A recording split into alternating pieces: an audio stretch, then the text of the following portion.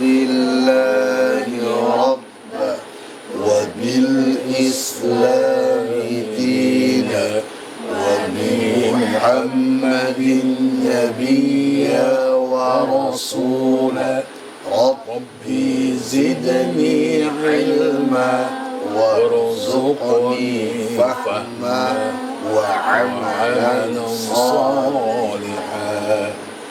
Sahabat Al-Quran, penyejuk jiwa. Sahabat Al-Quran, penyejuk jiwa. Sahabat Al-Quran, penyejuk jiwa. Assalamualaikum warahmatullahi wabarakatuh. Waalaikumsalam warahmatullahi wabarakatuh. Alhamdulillah binikmatihi tatimmus salihat. Alhamdulillahi ala kulli hal. Alhamdulillahi rabbil alamin. Allahumma salli ala sayyidina Muhammad wa ala alihi wa sahbihi ajma'in. Faqala Allah Ta'ala, a'udzu billahi minasyaitonir rajim. Ya ayyuhalladzina amanu taqullaha haqqa tuqatih wa la tamutunna illa wa antum muslimun. Pemirsa sahabat Al-Quran dimanapun Anda berada, apa kabar? Semoga dalam keadaan sehat walafiat. Kita sapa juga adik-adik, apa kabar semua, sehat? Alhamdulillah. Sudah siap ya untuk mengaji Al-Quran di siang yang berbahagia ini? Udah siap ya? Insya Allah. Nah pemirsa yang dirahmati oleh Allah Subhanahu wa Ta'ala, kali ini di program yang sangat luar biasa dari TVRI yang sama kita cintai, yaitu tentang sahabat Al-Quran penyejuk jiwa, kita membahas tentang satu di antara cabang ilmu membaca Al-Quran, yaitu waqaf dan ibtida, seni berhenti dan memulai bacaan Al-Quran. Bagaimana ketika kita ingin mencoba berhenti, mungkin karena nafas kita tidak sanggup atau tidak sampai, di mana selayaknya pas dengan maknanya kita berhenti, dan di mana kita memulai ketika kita ingin menyambung dari surah atau ayat yang kita baca. Insya Allah akan dibahas oleh Tuan Guru kita, Al-Ustadz Al-Mukarram Dr. Andes Haji Ahmad Nasir Mansur Shah MM. Beliau sebagai Ketua Majmu'atul Quran Kota Binjai dan sebagai Dewan Hakim pada ajang Musabaqah Tilawatil Quran tingkat Provinsi Sumatera Utara. Kita sapa dulu beliau. Assalamualaikum Ustaz. Waalaikumsalam. Apa kabar Ustaz? Sehat ya? Alhamdulillah. Alhamdulillah. Apa kesibukan Ustaz? Ya, kesibukan sebagai seorang hamba Allah lah. Masya Allah. Tugas negara, keluarga, dan masyarakat. Seberapa penting Al-Quran dalam kehidupan kita Ustaz? Kalau ditanya seberapa penting, Quran ini harusnya mencakup semua kehidupan kita. Karena kita lahir dari Al-Quran, dan kita berdoa nanti kalau mati pun berteman dengan Al-Quran. Begitu pentingnya barangkali. Sehingga kita membahas tentang waqaf dan ibtida, seni berhenti dan memulai bacaan Al-Quran. Sudah tak sabar rasanya adik-adik ya. Insya Allah mau ngaji atau mau pulang nih? Mau ngaji ya insya Allah. Kepada Tuan Guru kita Al-Ustadz Dr. Andes Haji Ahmad Nasir Mansur Shah MM. Falyatafadhal mashkura. Bismillahirrahmanirrahim.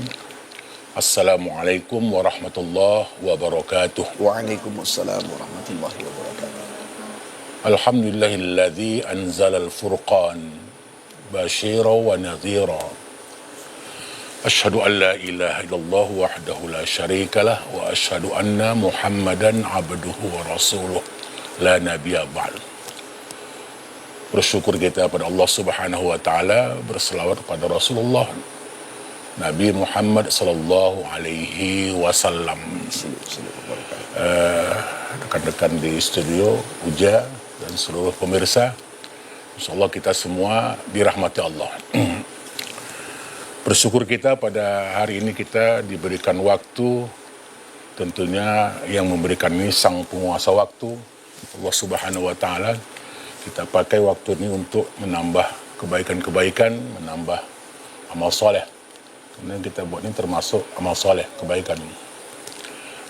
Setiap kebaikan yang kita lakukan kalau semata-mata mengharapkan ridho Allah, itu pahalanya sampai ke akhirat. Tapi kalau kita berbuat amal soleh ini mengharapkan sanjungan, pujian, pahalanya nggak sampai ke akhirat. Pahalanya di dunia aja.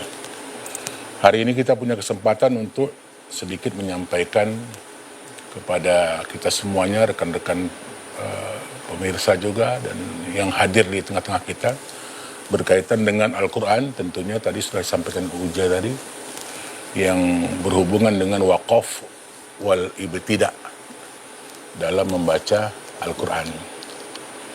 Ya mungkin secara umum barangkali perlu kita ketahui bahwa wakaf dan ibtidah ini tidak termasuk bagian dari ilmu tajwid. Nggak termasuk ya. Hanya kaitannya sangat erat. Kalau ilmu tajwid ini kan nanti kita membicarakan bagaimana mengeluarkan huruf dari tempat keluarnya, menyebutkan sifatnya, dan konsisten dalam menyebutkan lafal-lafalnya, ya kan? Tapi para ulama-ulama tajwid, ulama Al-Quran, karena ini kaitannya sangat erat dengan tajwid, mereka memasukkan wakaf dan ibtidah ini ke bab tajwid di buku-buku mereka.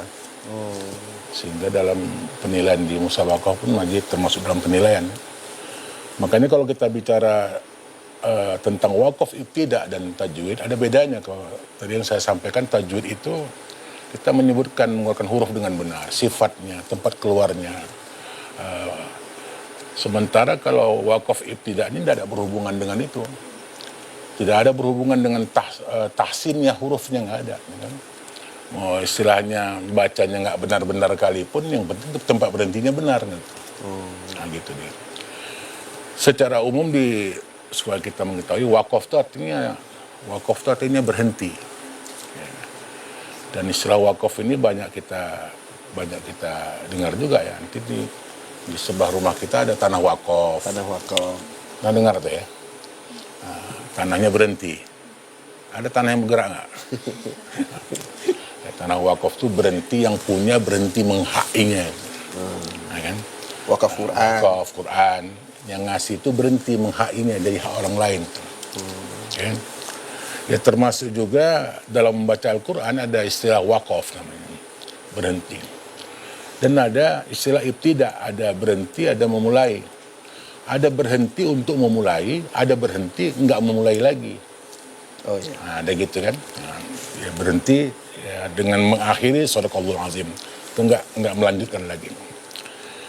Jadi yang mau kita sampaikan hari ini yang pertama, bahwa supaya kita tahu ternyata wakaf ibtidah ini memiliki dia ilmunya berdiri sendiri. Saya ulangi lagi, namun karena kaitannya erat dengan tajwid, para ulama qurra, ulama tajwid memasukkan wakaf ibtidah ini ke bab tajwid mereka gitu. Ya. Jadi begini pada prinsipnya. Memang sudah diatur di Al-Qur'an, kita katakanlah orang-orang awam ini ya, para ulama Quran sudah membantu kita untuk ketika membaca itu ada tempat-tempat berhenti ya. Dan istilah-istilah yang muncul pada hari ini ada, kita dengar ada wakaf, kalau dari jenis wakaf ikhtibari, ikhtiyari, intizari, ittirari, itu istilah yang hanya dilahirkan oleh para ulama Quran. Ya kan? Bagi-bagi kita ini kan mana tak apal-apal kita gitu. Kadang-kadang kita baca Al-Quran, kita tengok ada tanda berhenti, kita berhenti. Tapi kita nggak tahu tanda berhenti, misalnya sini ada jim, apa maksudnya, lam, apa maksudnya, qola, apa maksudnya, kan gitu. Dan kita kadang-kadang nggak pedulikan itu, yang penting kita baca, gitu ya. Dan juga perlu pemirsa ketahui bahwa tidak ada yang namanya kalau kita berhenti di Al-Quran, berhenti itu menjadi haram atau salah. Atau kita wajib memulai dari yang sini umpamanya. Tidak ada perintah seperti itu. Nah, ini jangan membuat nanti kita jadi takut baca Al-Quran, ya kan? Ya kan? Nah, itu yang pertama. Artinya yang penting Quran itu kita baca. Karena hadis Nabi menyebutkan Quran nanti akan datang kepada orang, memberikan perlindungan kepada yang membacanya. Hal itu. Ya. Baiklah pada kita semua pemirsa yang dirahmati Allah SWT. Di sini kita akan menyampaikan beberapa hal yang berkaitan. Saya menyampaikan ini tujuannya untuk supaya kita merasa tidak ada keberatan beban dalam membaca. Ya. Yang pertama tentunya ada beberapa alasan kenapa wakaf itu penting dipelajari. Ya. Apa di antaranya? Menjaga makna ayat agar tidak rusak. Ya. Ya, tentunya kita ini kan ada yang paham, ada yang nggak paham. Berapa persen lah kita yang paham arti Al-Quran? Ya. Mungkin 20 orang kita di sini, 30 orang berapa yang mungkin paham. Lebihnya mungkin apa dia bilang, baca aja syukur kan gitu kan. Contoh mungkin izin Ustaz, fawailul lil musallin, celaka orang Ada yang kalimat dalam surah apa tuh? surah apa namanya? Fawailul lil musallin, ya kan? Fawail, Al-Ma'un. maka wail lah. Wail itu neraka ya, celaka. Maka celakalah bagi orang yang sholat kan gitu kan. Ini kalau misalnya terhenti di situ umpamanya, yang baca tiba-tiba mungkin pingsan, mungkin nggak baca lagi, Gumuhnya berita yang tersebar keluar, orang yang sholat celaka kan gitu. Ya. Nah, itu termasuk tempat berhenti yang mungkin disebut berhenti yang qabih namanya, yang buruk. Jadi istilah-istilah tempat berhenti itu banyak di Al-Quran. Artinya itu nggak saya sampaikan di sini, ya. Karena kita nyampaikan secara umum aja. Dan makanya ada upaya bagi kita kalau dapat sambil membaca, sambil melihat makna, arti. Ya. Artinya secara membaca, walaupun kita membaca teks ayatnya, tapi kita coba terus melihat atau menggali apa terjemahannya. Ya. Dan kita kembali, ada 4 alasan kenapa wakaf itu penting dipelajari. Yang pertama, menjaga makna tadi. jaga makna. Menjaga arti. Karena kalau nanti kita nggak paham artinya, salah wakaf bisa salah arti. Ya, contoh begini ya, misalnya kalimat La ilaha illallah, begitu ya. Di Quran ada kalimat seperti itu. Kita berhentinya La ilaha, begitu jadinya kan. La ilaha artinya tidak ada Tuhan. Berhenti situ kita. Ya. Sementara dari segi makna memang sangat rancu betul. Bahkan salah kan gitu. Atau perlunya bagi si pembaca perlu memahami arti juga. Jadi kembali tadi yang saya katakan, berapa persen kita yang paham itu. Ya. Jadi ringkasnya itu pertama untuk menjaga makna ayat. Ya. Kenapa perlu ini wakaf ibtidah ini? Kalau Imam Ali menyebutkan bahwa untuk menjadi bacaan itu supaya tartil itu begini, tartil itu nanti tajwidnya benar, ya kan? Bacaannya pun enak didengar, ya kan? Bahkan pengertian tartil itu nanti bisa dengan penuh keheningan dalam membaca, dengan lagu yang indah, yang enak didengar, termasuk tartil. Kita tahan dulu Ustaz, ya kan? Pas di tartil tadi menurut Imam Ali, insya Allah akan kita lanjutkan Ustaz setelah tayangan berikut ini. Jangan kemana-mana, masih dalam acara Sahabat Al-Quran Penyejuk Jiwa.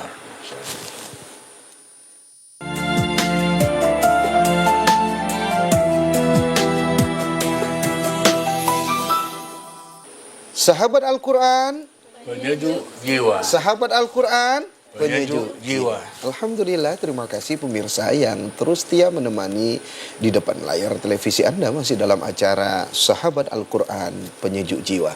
Kita membahas tentang wakaf dan ibtidah, seni berhenti dan memulai bacaan Al-Quran. Tadi Tuan Guru kita, Ustadz Dr. Andes Haji Ahmad Nasir Mansur Shah MM telah menjelaskan kepada kita satu di antara kenapa ini menjadi penting dalam seni membaca Al-Quran, atau ketika kita sedang membaca Al-Quran rupanya biar tidak salah makna ketika kita berhenti atau memulai membaca Al-Quran tersebut. Nah, apalagi ini insya Allah akan dibahas oleh Tuan Guru kita dalam waktu yang begitu singkat, dan kita insya Allah juga akan praktek bersama adik-adik dan pemirsa yang ada di rumah. Ini live ya, Alhamdulillah, bersama televisi kebanggaan kita di TVRI yang sangat luar biasa dalam acara Sahabat Al-Quran Penyejuk Jiwa. Ustadz, silakan Ustadz, lanjutkan Ustadz. Baik, terima kasih pemirsa yang dirahmati Allah. Karena waktu kita terbatas ya. Jadi pada prinsipnya pertama kita jangan takut membaca Al-Quran. Jangan takut. Gitu ya. Dan kita harus menjadi orang-orang yang cinta Al-Quran. Cinta Al-Quran. Ketika kita membaca Al-Quran, kalau kita tidak memahami maknanya, kita nggak memahami artinya, kita boleh taklid namanya. Taklid dengan petunjuk yang atau dengan tanda-tanda wakaf yang telah dibuat oleh para ulama qurra, ulama Quran. Dan itu di Quran ada banyak tanda wakaf, nanti kita bisa ada yang seperti saya katakan tadi, ada seperti huruf mim, huruf lam, ada huruf qola, ada lagi nanti yang namanya saktah, ya kan? Saktah. Ada yang namanya imalah ya, atau tanda bulat. Kalau kita tengok Al-Quran, itu tanda bulat yang di ujung ayat itu termasuk tanda berhenti juga. Wakaf ya. Ya, tanda wakaf juga. Ya. Dan kemudian secara ringkas juga, bila kita tidak tahu di mana memulai ayat setelah kita wakaf, kalau dapat seminimalnya cari aja pengetahuan atau huruf-huruf yang menjadi huruf penghubung, ya. Seperti wow, ya kan, atau macam walakin, gitu ya, atau allazi, kata-kata penghubung namanya. Nah, ini juga kalau bukan sekolah agama kan nggak kesana juga pikiran. Iya. Ya kan? Penting baca aja. Kan gitu ya. Tapi begitulah Allah menghendaki kita semua walaupun kita prinsip ilmu yang beda-beda, tetap kalau untuk Quran ini kita punya satu tujuan. Ya. Disiplin ilmunya beda-beda, mau disiplin apa, tapi kita harus paham dengan yang kita sebut sebagai pedoman kita ini. Baik para pemirsa yang rahmati Allah, barangkali kita coba aja melihat satu surah di Al-Quran, ya kan? Bisa kita buka surah Al-Ikhlas. Al-Ikhlas ya. Surah Al-Ikhlas. Kita baca, di sini ada contoh satu atau dua tanda wakaf. Ya. Jadi kalau kita mau memulai itu namanya ibtida namanya. Ya. Contoh gini, saya baca bismillah itu namanya memulai namanya. Berhenti nanti namanya wakaf. Mulai lagi namanya wakaf. Kenapa kita harus wakaf ibtida? Karena Nabi SAW, Nabi kita tuh ketika membaca Al-Quran, yaqra'ul ayatan, ya kan? Terutama surah Al-Fatihah ketika sholat ya. Nah, jadi Nabi itu mencontohkan ketika membaca itu ada berhenti, wakaf ibtida, ya itu ya. Saya ulangi lagi, memulai itu namanya ibtida, berhenti namanya wakaf ya. Kita baca dulu Qul huwallahu ahad ya. A'udzu billahi minasy syaithanir rajim.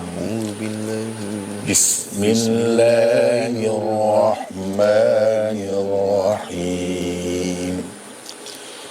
Qul huwallahu ahad. Ya. Tengok di setelah kata-kata ahadun ada huruf apa? Jim. Huruf jim ya. Jim ya. Itu kalau menurut mafhumnya ya boleh berhenti, boleh terus. Ya. Kalau napas kita panjang boleh terus. Ya. Tapi bagi orang-orang qiraat umpamanya ini bisa nanti punya beberapa wajah bacaan. Ya. Ayat ini ya. Kalau kita mau teruskan boleh napas panjang. Mau berhenti juga boleh. Ya. Kita pernah mendengar ada orang berhenti gara-gara pendek napas, ya, atau berhenti gara-gara terpaksa, ya. Yang nanti kalau kita buka tentang ilmu wakaf ibtida namanya ittirari namanya, ya. Berhenti kena darurah, ya. Mungkin lagi membaca tuh batuk, itu wakaf juga namanya. Wakaf. Misalnya qul huwallahu batuk, itu wakaf juga. Pokoknya namanya kalau berhenti wakaf lah itu, ya kan? Awak pun kalau berhenti nyawa awak wakaf juga namanya. Innalillah Ustaz. Innalillah, ya. Okay. Ini contoh boleh terus boleh berhenti, ya. Kita ulangi. Qul huwallahu ahad. Allahus samad. Karena juga ada tanda wakaf jim, ya kan? Ya. Kemudian kita lanjutkan. Lam yalid wa lam yulad. Tengok tanda wakafnya, ada tanda wakaf itu lam. Kira-kira lam itu apa tuh artinya? Nah, kalau dalam ayat ini disebutkan ya bagusnya terus, ya kan begitu ya. Tapi kadang-kadang semua terpulang pada napas, makanya para ulama Quran pun ada menyebutkan kalian pun jangan terfokus kepada tanda-tanda itu juga. Nah, artinya ini kan hanya para ulama membantu kita kira-kira kalau mau berhenti itu bisa atau nggak boleh berhenti, ya. Pada intinya seperti yang saya bilang tadi, tidak ada haram kalau kita berhenti di sini, nggak ada kewajiban harus mulai dari sini, ya. Tapi kita berusaha untuk senantiasa memahami arti makna Al-Quran supaya kita lebih sempurna membacanya, karena pengertian waratil Quran tartila itu membaca dengan sempurna, dengan baik, memahami maknanya, ya kan? Sama kita membaca satu artikel, kalau kita paham mungkin kita lebih meresapi isinya itu, ya. Hingga nanti pada akhirnya nanti tetap kita harus mengetahui yang tanda bulat itu juga termasuk tanda wakaf. Itu wakaf tam namanya, kalau kita kasih namanya wakaf yang sempurna, ya. Pemirsa ini rahmatullah subhanahu wa ta'ala, di samping itu kita menghimbau kepada seluruh pribadi kita tentunya dan para semua pemirsa bahwa ilmu Al-Quran ini tidak pernah ada habis-habisnya. Tidak pernah habisnya. Imam Al-Ghazali pernah menyebutkan Quran ini kalau terus dipelajari, apakah ilmu bacaannya termasuk ilmu wakaf ibtidanya atau ilmu-ilmu lainnya, Quran ini seperti makin digali, makin dicari ilmunya. Beliau menyebutkan Islam makin terasa keperawanannya, itu pula, ya kan? Makin terasa nikmatnya, ya. Artinya itulah kehebatan Al-Quran, dan itu mukjizat Rasulullah yang terbesar. Begitu ya. Masya Allah, tabarakallah. Jadi intinya jangan pernah berhenti terus belajar Al-Quran, ya kan? Insya Allah Quran nanti menjadi syafi'an li ashabi, menjadi syafaat untuk kita semua ketika nanti di hari kiamat. Udah ikra berapa? Udah pernah khatam Quran ya? Udah, alhamdulillah ya. Nah pemirsa juga terus kita cintai Al-Quran, makanya program Sahabat Al-Quran ini menemani dalam sendi kehidupan kita. Pemirsa, waktu juga yang memisahkan kita, dan kita ucapkan terima kasih Buya. Syukran jazakumullah khair, barakallah fikum. Semoga Allah memberkahi Buya. Amin. Kemudian Buya ini guru Ustadz dulu, alhamdulillah, sampai sekarang dari kecil dulu, masya Allah. Mudah-mudahan terus menjadi amal jariah Buya. Dan kepada pemirsa juga mudah-mudahan ada manfaatnya. Kepada Allah kami mohon ampun. Insya Allah kita akan bertemu di lain kesempatan, masih dalam acara Sahabat Al-Quran penyejuk jiwa. Ila liqa ma'asalama. Subhanakallahumma wa bihamdik asyhadu an la ilaha illa anta astaghfiruka wa atubu ilaik. Assalamualaikum warahmatullahi wabarakatuh. Waalaikumsalam warahmatullahi wabarakatuh. Allahumma arhamna bil Qur'an waj'alhu lana imaman wa nuran wa hudan wa rahmah. Allahumma dhakkirna minhu ma nasina wa 'allimna minhu ma jahilna warzuqna tilawah